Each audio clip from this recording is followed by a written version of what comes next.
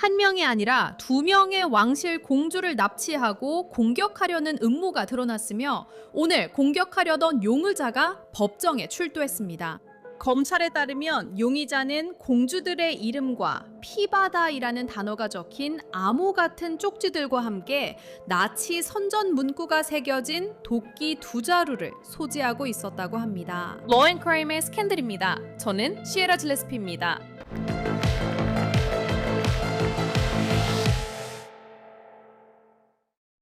저희 스캔들에서는 납치와 공격 음모가 낯설지 않습니다. 이런 프로그램에서는 안타깝게도 이런 일이 흔하죠. 하지만 살인 미수 음모와 함께 나치 선전까지 이야기해야 하는 경우는 흔치 않습니다. 하지만 오늘 에피소드에서는 바로 그런 이야기를 다루게 될 거예요. 그리고 그 세부 내용들은 정말 기괴하고 무섭기까지 해서 다시 한번 진실이 소설보다 더 이상하다는 걸 증명해 줍니다. 오늘의 스캔들은 우리를 네덜란드로 데려갑니다. 그곳에서 두 어린 공주가 납치, 어쩌면 살인 음모의 대상이 되었죠. 잘 모르시는 분들을 위해 말씀드리자면 네덜란드는 네덜란드 왕실이 있는 나라입니다. 이 왕조의 공식 명칭은 오란의 나사우 가문이며 때때로 오란의 가문이라고도 불립니다. 그리고 이 가족에는 다음과 같은 구성원들이 있습니다. 59세의 국왕 빌럼 알렉산더와 그의 아내 54세의 막시마 왕비가 있습니다. 두 사람 사이에는 세 딸이 있습니다. 22세의 카타리나 아말리아 공주, 20세의 알렉시아 공주, 그리고 19세의 아리아네 공주가 있습니다. 그리고 여기서 정말 중요한 점이 하나 있습니다. 카타리나 아말리아 공주는 왕위 계승자이자 차기 여왕입니다. 그녀가 스스로 물러나지 않는 한 여왕이 되는데 장애는 없습니다. 그녀의 여동생 알렉시아 공주가 왕위 계승 서열 다음입니다. 오늘 우리가 집중하는 두 공주는 이 두 사람입니다. 이 두 공주가 사악한 음모의 대상이었지만 다행히 실행 전에 저지되었습니다. 이제 무슨 일이 있었는지 말씀드릴게요.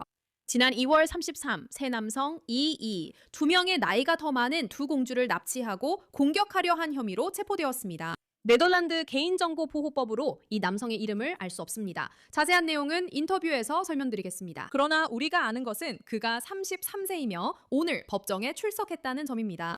AP통신에 따르면 이 남성은 네덜란드 북해연안의 주요 도시인 덴하흐에서 체포되었습니다. 암스테르담이 수도이긴 하지만 나라를 실제로 운영하는 일상적인 업무에 있어서는 덴하흐가 더 중요하다고 할 수 있습니다. 그의 체포는 지난 2월에 일어났습니다. 정확한 체포 날짜와 방법은 알 수 없습니다. 네덜란드 개인정보보호법으로 인해 많은 정보가 아직 비공개입니다. 그리고 우리는 인터뷰에서 이 모든 것에 대해 깊이 있게 다룰 예정입니다. 하지만 다시 한번 우리가 알고 있는 것은 이렇습니다. 이 용의자는 무서운 메모들을 소지하고 있었습니다. 그 메모에 두 공주의 이름과 피바다라는 단어가 포함되어 있었지만 정확한 내용은 불분명했습니다. 그리고 이 모든 것이 충분히 무섭지 않다고 해도 사실 정말 무섭죠. 그는 도끼 두 자루도 소지하고 있었습니다. 네, 도끼입니다. 그리고 그 도끼들에는 소름 끼치는 문구들이 새겨져 있었습니다. 한 도끼에는 알렉시아라는 이름이 있었고 모사드라는 단어가 새겨져 있었는데 모사드는 이스라엘의 정보기관입니다. 다른 도끼에는 지크 하일이라는 문구가 새겨져 있었는데 이 문구는 아돌프 히틀러를 따르던 나치들이 사용했던 선전 구호입니다. 이 모든 것이 정말로 끔찍했지만 어떻게든 몇 달 동안 비밀로 유지될 수 있었습니다. 4월 27일 킹스데이 축제가 열릴 때까지 이 모든 소식이 드러나지 않았습니다. 용의자는 오늘 법정에 출두할 예정입니다. 그리고 다시 한번 말씀드리지만 우리는 아직 혐의가 무엇인지 알지 못합니다. 이 녹음이 이루어지는 시점에는 심리에서 무슨 일이 있었는지에 대한 정보조차 없습니다. 하지만 우리가 아는 것은 왕실의 맏딸이 이런 종류의 공포를 겪은 것이 이번이 처음이 아니라는 사실입니다. 뉴욕포스트에 따르면 2022년에 카타리나 아말리아 공주가 암스테르담의 대학에 다니고 있을 때 비슷한 음모가 꾸며졌다고 합니다. 이 일은 갱단들과 전 네덜란드 총리의 공조로 일어난 것으로 알려졌습니다. 이제 뉴욕포스트는 왕실 당국이 갱단원들과 이 전 총리, 즉 당시 나토 사무총장이었던 인물 사이의 통신을 가로챘다고 보도했습니다. 공주 카타리나 아말리아의 안전을 위해 그녀는 암스테르담에서 다니던 대학을 떠나야 했고 친구들과 함께 살던 학생 기숙사에서도 떠나야 했습니다. 그 후 그녀는 안전상의 이유로 한 달 넘게 왕궁에서 공부할 수밖에 없었습니다. 그녀의 어머니는 AD와 인터뷰에서 이 일은 그녀의 삶에 큰 영향을 끼칩니다. 암스테르담에 살 수 없고 외출도 어렵죠. 라고 말했습니다. 2024년 카타리나 아말리아 공주가 학업을 마치기 위해 비밀리에 마드리드로 옮겨졌다는 사실이 밝혀졌습니다. 그녀는 신문 빌트와의 인터뷰에서 이렇게 말했습니다. 물론 제가 그곳에 가게 된 것은 이상한 상황 때문이었어요. 그래도 그곳에서 자유롭게 돌아다닐 수 있도록 도와준 모든 분들께 정말 감사하게 생각합니다. 저는 그곳에서 여기보다 더 자유로웠습니다. 다행히 두 명의 공주님은 음모가 실패한 뒤 안전했지만 앞으로도 많은 일이 남아 있습니다. 자세한 내용은 인터뷰에서 알아보겠습니다. 이 모든 것이 정말로 무섭습니다. 네, 이 두 여성은 대중의 주목을 받는 인물이지만 아직 20대 초반이라는 점을 기억해야 해요. 그런데 이런 일들을 겪게 된 거죠. 그러니까 저도 이 모든 것에 대해 답이 필요하다는 걸 알아요. 그래서 이번에는 저희 프로그램의 단골 게스트에게 도움을 청하려고 해요. 국제 변호사 데이빗 테프리 씨입니다. 데이빗, 만나서 반가워요. 다시 스캔들에 나와주셔서 감사합니다. 그리고 첫 번째 질문을 드릴게요. 미국에서는 누군가가 범죄로 기소되면 보통 머그샷이 공개되죠. 이름과 법원 서류도 공개되고요. 이번에는 이 사람이 33세라는 것만 알 수 있고 이름은 없어요. 네덜란드에서는 이런 게 보통인가요? 네덜란드에서는 이런 게 정상인 것 같아요. 네덜란드는 사생활 보호 관련 법이 많고 그 법이 형사 피의자에게도 적용된다고 하네요.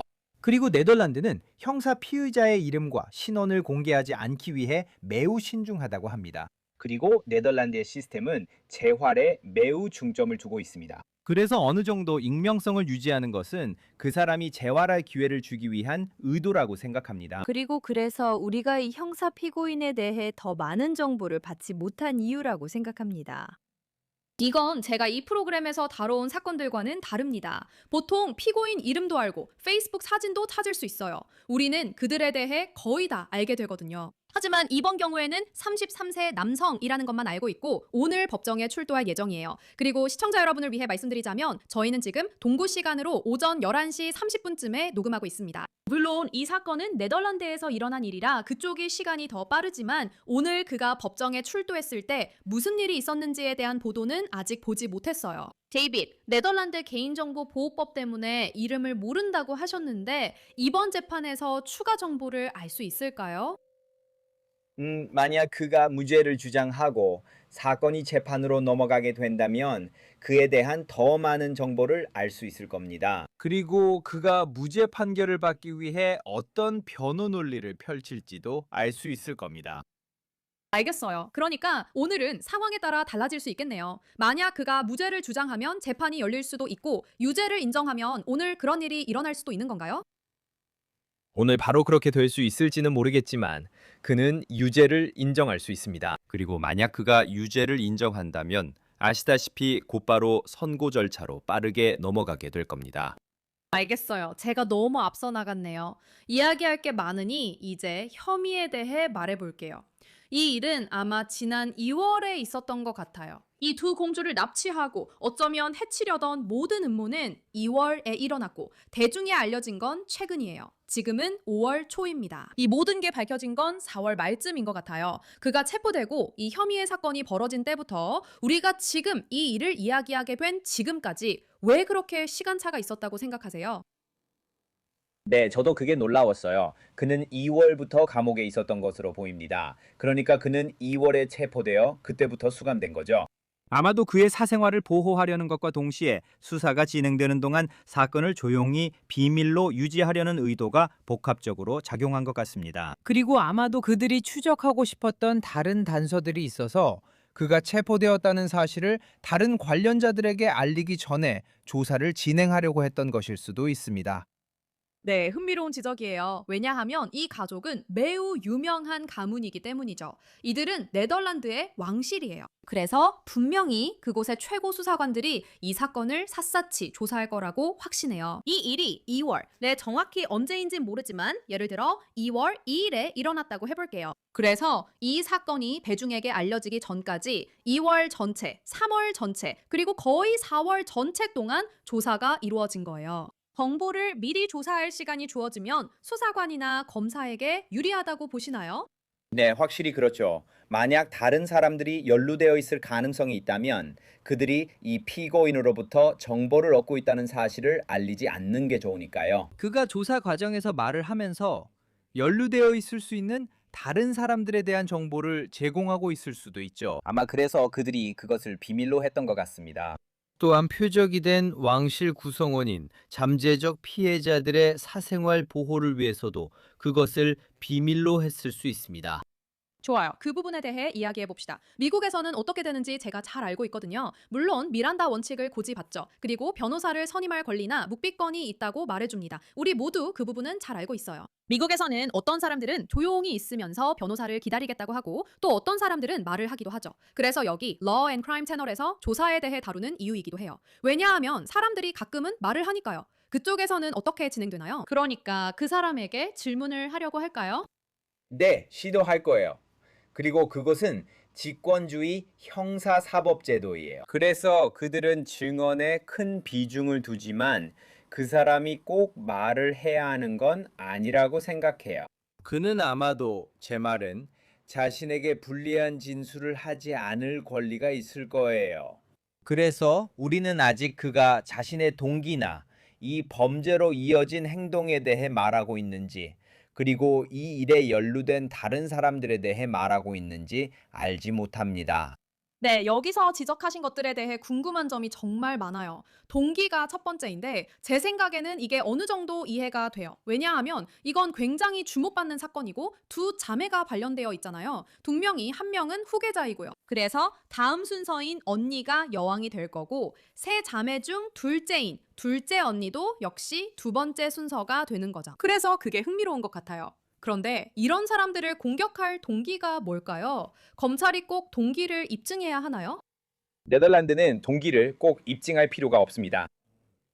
범죄를 저지를 의도가 있었다는 것, 즉 고의가 있었다는 것만 입증하면 됩니다. 하지만 그들이 범죄를 저지르려는 합리적인 근거나 이유를 알아야 하거나 설명할 필요는 없습니다. 하지만 동기는 판사가 유죄 판결을 받은 사람에게 어떤 형을 내릴지 평가할 때 형량에 영향을 미칠 수 있고 양형에서 고려 요소가 될 수 있습니다. 저에게 동기는 미국에서도 마찬가지로 혐의나 유죄 판결 등의 동기가 꼭 필요하지는 않지만 적어도 저 같은 기자에게는 이 사람이 왜 범죄를 저질렀다고 하는지 과정을 살펴볼 때 도움이 됩니다. 배심원들도 동기를 궁금해할 거라 확신해요. 하지만 저와 당신이 주로 이야기하는 건 의도, 즉 범의인 것 같아요. 저는 검찰이 충분하다고 생각하는지 궁금합니다. 이 부분에 대해 아직 논의하지 않았으니까요. 소녀들과 함께 발견된 도끼들이 있었고 적어도 한 소녀의 이름이 도끼에 새겨져 있었다는 사실이요. 그리고 추가로 소녀들의 이름이 적혀 있는 종이들이나 쪽지 같은 것들도 있었어요. 그리고 제가 계속 소녀들이라고 말했는데 사실 이들은 18세가 넘었으니 여성들이라고 해야겠네요. 이 여성들의 이름이 적혀 있었어요. 그리고 그 위에 대학살이라는 단어도 있었죠. 그러니까 어떻게 생각하세요? 이게 의도를 증명한다고 보시나요? 우리가 그들이 발견한 이 쪽지에 대해 아는 정보도 많지 않아요. 제가 알기로는 두 공주님의 이름이 쪽지에 적혀 있었고 대학살이라는 단어가 사용됐다는 것뿐이에요. 하지만 그가 이 쪽지에 또 무엇을 썼는지 알면 평가하는 데 도움이 될 거예요. 그리고 우리는 또한 두 공주님 중 한 분인 왕세녀의 이름이 피고인에 의해 도끼 중 하나에 새겨졌고 또 도끼 중 하나에는 친나치적인 문구도 새겨졌다는 것을 알고 있습니다. 그래서 이것은 동기에 대해 뭔가를 시사합니다. 아마도 이것이 증오 범죄였거나 극우 성향의 네오나치가 정치적 폭력을 저지른 것일 수 있다는 점을 말이죠. 알겠어요. 이 모든 일에 나치가 연루되어 있다는 것은 제가 꼭 예상했던 것은 아니에요. 왜냐하면 이 프로그램에서 우리는 종종 유괴에 대해 이야기하고 살인 미수에 대해 이야기하고 다양한 일들에 대해 이야기하거든요. 저는 나치 손전물이 자주 등장하는 걸 보지 못했어요. 그래서 저한테는 이건 뭔가 이상하다, 주의해야겠다, 여기에 집중해야겠다라는 생각이 들었어요. 도대체 무슨 일이 벌어지고 있는 거죠? 미국에서는 이런 일들을 매우 심각하게 받아들이는 걸로 알고 있는데 거기서도 마찬가지인가요? 나치 구호나 이른바 선전 문구 같은 걸 듣게 된다면 그들이 정말로 이걸 심각하게 받아들이고 있는 건가요? 그렇다고 생각해요. 네덜란드에도 혐오 범죄에 해당하는 법이 있는 걸로 알고 있어요. 그래서 이런 일이 발생했다면 잠재적인 혐오 범죄의 증거가 될 수 있겠죠. 그리고 아마 피고인은 혐오 범죄로 기소될 수도 있을 겁니다. 그리고 이것은 아마도 그가 혼자 행동한 것이 아니거나 최소한 네오나치 이데올로기를 추구하는 어떤 집단에 속한 동료들이 있다는 것을 시사하기도 합니다. 그래서 아마 그들이 조사하려는 것도 바로 그것일 겁니다. 더 큰 집단이 폭력에 가담할 가능성이 있는지 알아보려는 것이죠. 그리고 저도 궁금해질 수밖에 없어요. 왜냐하면 미국에서 네오나치에 대해 들을 때마다 어디에서든 흔히 이런 사람들은 점점 더 깊이 빠져드는 경우가 많거든요. 그들은 유튜브에서 영상을 보기 시작해 계속 보게 되고 이후 페이스북이나 틱톡 등 여러 곳에서 이런 콘텐츠를 접하게 됩니다. 그래서 때로는 한 사람의 인터넷 검색 기록이 그 사람의 머릿속이나 생각 그리고 정치적 성향을 엿볼 수 있게 해주기도 해요. 분명히 만약 이 사람이 신나치주의자이거나 그런 신념을 아주 강하게 가지고 있다면 예를 들어 한쪽에 아주 치우쳐 있다면 말이죠. 그래서 수사관들이 이 남자의 휴대폰이나 인터넷 기록, 일기장 같은 걸 살펴보고 싶어하는 이유가 바로 그런 것 때문인가요? 만약 그런 게 있다면 그의 머릿속을 들여다볼 수 있는 창이 될 수 있으니까요. 네, 물론입니다.